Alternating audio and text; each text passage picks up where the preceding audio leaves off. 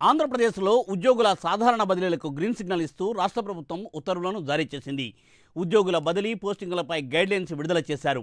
మార్గదర్శకాలపై ఆర్థిక శాఖ జీవోను విడుదల చేసింది. మొత్తం 15 శాఖల్లో బదిలీలకు ప్రభుత్వం ఆమోదముద్ర వేసింది. 5 ఏళ్లు ఒకే చోట చేసిన వారికి బదిలీ తప్పనిసరి అని పేర్కొన్నారు. ఈ నెల 31లోగా బదిలీల ప్రక్రియ పూర్తి చేయాలని రాష్ట్ర ప్రభుత్వం ఆదేశించింది.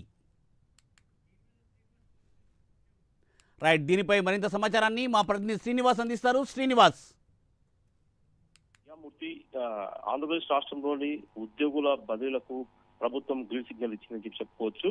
ఈ నెల ఆగస్టు 19వ తారీఖు నుండి ఆగస్టు 31 వరకు రాష్ట్రంలోని అన్ని శాఖల ప్రభుత్వ ఉద్యోగుల బదిలీలు కొనసాగేలా కూడా ఆర్థిక శాఖ కొద్దిసేపటి క్రితమే జీవో జారీ చేసింది. రాష్ట్రంలోని 15 శాఖల్లోని ఉద్యోగుల బదిలీలకు గ్రీన్ సిగ్నల్ ఇస్తూ కూడా ప్రభుత్వం ఉత్తర్వులు జారీ చేసింది. ఈ నెల 19 నుండి 30 వరకు కూడా ఉద్యోగుల బదిలీ కొనసాగనున్నాయి. అలాగే చూసుకుంటే ప్రధానంగా ఎక్సైజ్ శాఖల మటుకు సెప్టెంబర్ 5 నుంచి కూడా బదిలీ చేసుకున్న సెప్టెంబర్ 5 నుంచి సెప్టెంబర్ 15 వరకు బదిలీలు కొనసాగేలా కూడా ప్రభుత్వం అనుమతి ఇచ్చింది. అయితే ప్రధానంగా చూసుకుంటే ఈ బదిలీలో కూడా కొన్ని విధి విధానాలు కూడా చేరుస్తూ కూడా ప్రభుత్వం జీవోలో ఉత్తర్వులు జారీ చేసింది.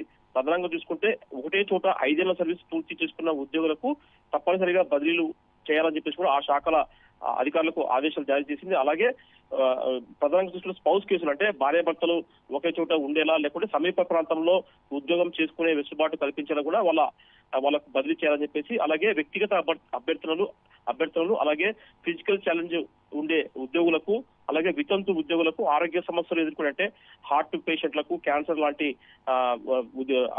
ఆరోగ్య సమస్యలు ఉండే ఉద్యోగులకు కూడా బదిలీలో ప్రాధాన్యత ఇవ్వాలని చెప్పేసి కూడా ప్రభుత్వం ఆదేశాలు జారీ చేసింది.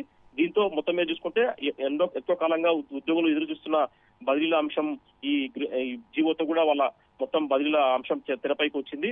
రాష్ట్రంలోని అన్ని ప్రభుత్వ ఉద్యోగులు కూడా ప్రభుత్వ ఉద్యోగులకు కూడా బదిలీలు జరగనున్నాయి. Murthy. Thank you Srinivas, thanks for update.